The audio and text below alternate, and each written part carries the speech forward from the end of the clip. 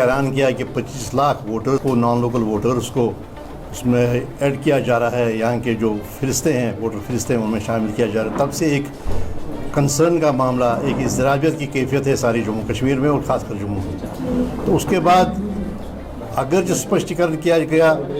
ये कोशिश की गई कि वजाहत की जाए, नहीं ऐसा कुछ कहा नहीं गया, लेकिन जब ये डिप्टी कमिश्नर जम्मू का जो नया आर्डर आया जिसमें एक गाइडलाइंस दी गई थी कि क्या गाइडलाइंस फॉलो की जाए बाहर के वोटर्स को यहाँ इंक्लूड करने में, यहाँ के जो भी हमारे वोटर फरिश्त,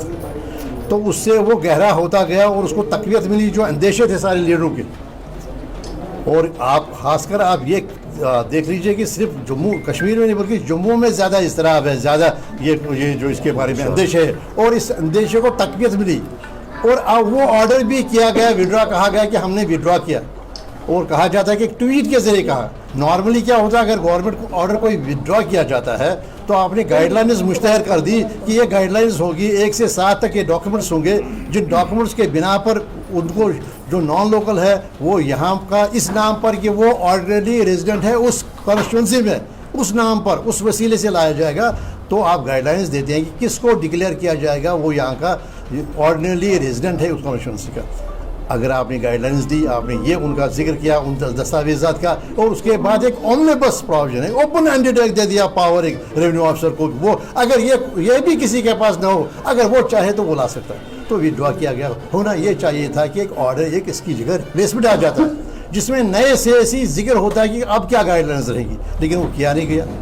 और जबकि हमारी इतलात है, हमारे सीनियर लीडर ने जो ज़मीन से जुड़े हैं,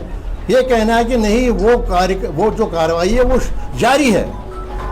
ये समझ से बाहर ये बात है कि वो कैसे कार्रवाई जारी है जबकि गाइडलाइंस को ही विड्रॉ किया गया था, या गाइडलाइंस की कोई और गाइडलाइंस लाई है जिससे हमें और आवाम को बेखबर आ जा रहा है। तो जनाब ये सारे जो है, ये जो आप जानते हैं, जो पिछली हमारी मीटिंग हुई थी पहले श्रीनगर में, फिर यहाँ हुई थी, और कोई 12 के करीब पार्टियाँ जो खासकर जो यहाँ के सियासी उफक पर, जम्मू के सियासी उफक पर, मंजरनामे पर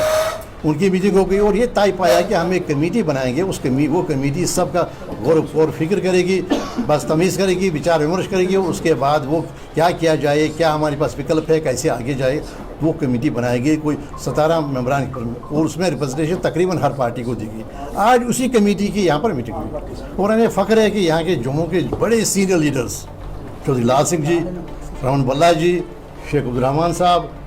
खुजूरिया साहब, रेंज साहब, और सारे बाकी जो CPIM के लीडर हैं, और यहाँ से जो हमारे कश्मीर से आए हुए मुजफ्फर साहब हैं, शाह साहब हैं, और डिम्पल जी है, और बाकी साहनी साहब हैं, और उनके जो बाकी हमारे जो शिया एसोसिएशन के आशिक हुसैन साहब हैं, सब ने, ये तो बड़ी एक अच्छी चीज़ है कि जम्मू कश्मीर आपस में देख रहा है, समझ रहा है कि हमें गलतफहमियाँ पैदा की जा रही थी। निशाने पर हम दोनों थे, जम्मू भी और कश्मीर भी। डिसएम्पावर करने का हम दोनों का निशाना था, नौकरी से महरूम करने का हम दोनों उस निशाने पर थे। बहरहाल हमने ये फैसला किया कि हमने पहले ही बाखबर किया सरकार को कि ये इस पस मंज़र में कि क्योंकि यहाँ पर सिर्फ स्टेट सब्जेक्ट जो था उसी को सिर्फ वोट देने का हक था। यहाँ पर 1957 का अपना कानून था, जबकि मामला अभी सुप्रीम कोर्ट में है, वो उसी कानून के तहत यहाँ की जो भी वोटिंग हुई वो होनी चाहिए थी, वो भी दरकिनार किया गया। तो हमने अब फैसला किया विचार विमर्श के साथ, बड़े जो हमारे सीनियर हैं जिनका तजुर्बा है ज़मीन पर जो है, उनके मशवरे से सब ये कि हम आवाम के पास जाएंगे, हम आवाम से राब्ता करेंगे और आवाम को कहेंगे कि निशानदेही करेंगे, लेकिन वहाँ पर तो कोई आईब्रोज रेज नहीं करता है। लेकिन जब हमें अपने जम्मू के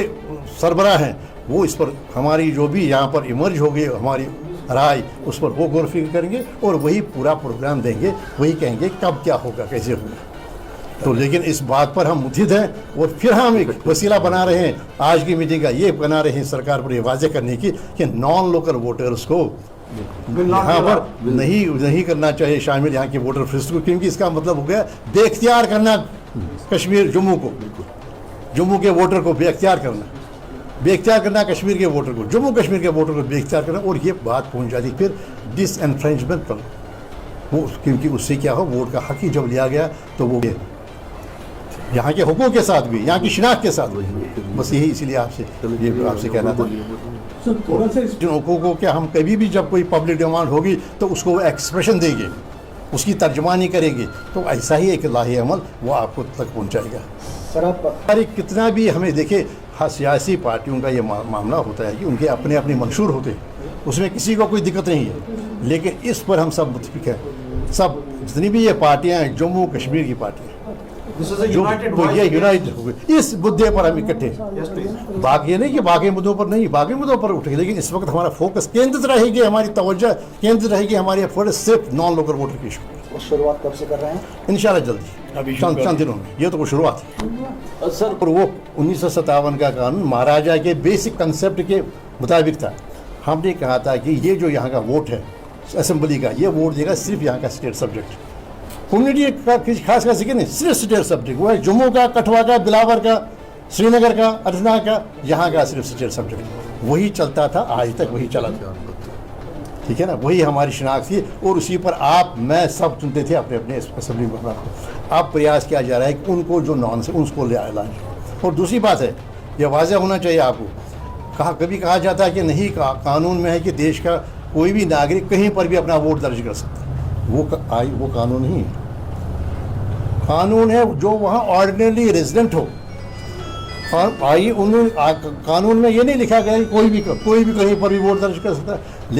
لیکن ہمارا بیسک جو ہے، بیسک ہمارا مدعا ہے کہ ہم نان لوکل ووٹر کے انکلوژن کے خلاف ہے، جو بھی کہا جائے ایسے بھی کہا جائے اس کے خلاف ہے، اور ہم بڑے امن کے ساتھ قانون کے مطابق اپنی وائس جو ہے وہ پہنچانے کی کوشش کریں گے۔ بٹ 7 کا قانون جو ہمارے اسٹیٹ سبجیکٹ کا، ہمارا سب سے بیس لائن جو ہماری ہے وہ بیس لائن وہی ہے۔